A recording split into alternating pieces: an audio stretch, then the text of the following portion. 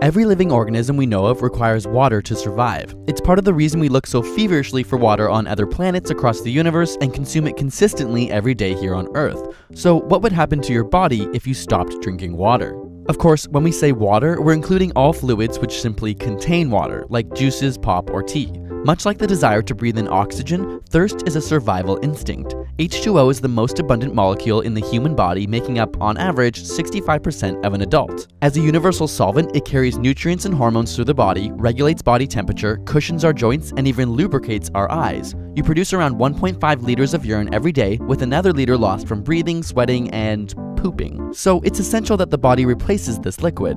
The thirst center of the brain is located in the hypothalamus and is constantly using sensors in your blood vessels to monitor the amount of sodium and other substances in your body. For example, if you sweat too much, your blood volume and pressure fall. The brain then detects this change and creates the urge to drink something now. So what happens if you're unable to satisfy this thirst? The initial signs of dehydration are the obvious dry mouth, following which your urine becomes darker with a stronger odor as your body attempts to conserve more fluids. The lack of H2O then begins to affect your brain. You might feel lightheaded, have a slower response time, and decreased ability to feel pain. In fact, when you're dehydrated, your brain tissue literally shrinks. In studies observing hydrated versus dehydrated participants, the same task required more brain power and oxygen in dehydrated individuals compared to those fully hydrated.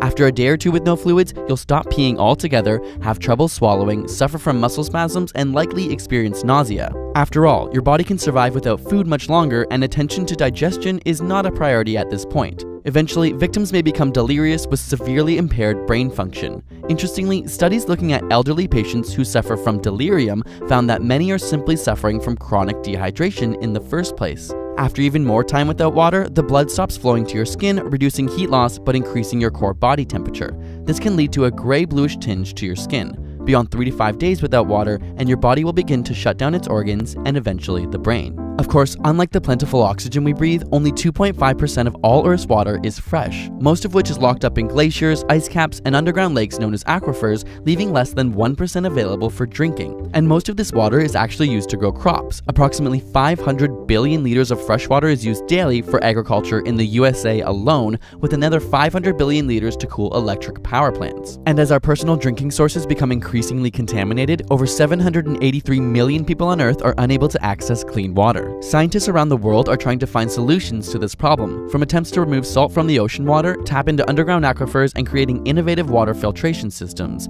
If we look to space, NASA has developed technology for astronauts to turn their urine into water more pure than what we drink on Earth.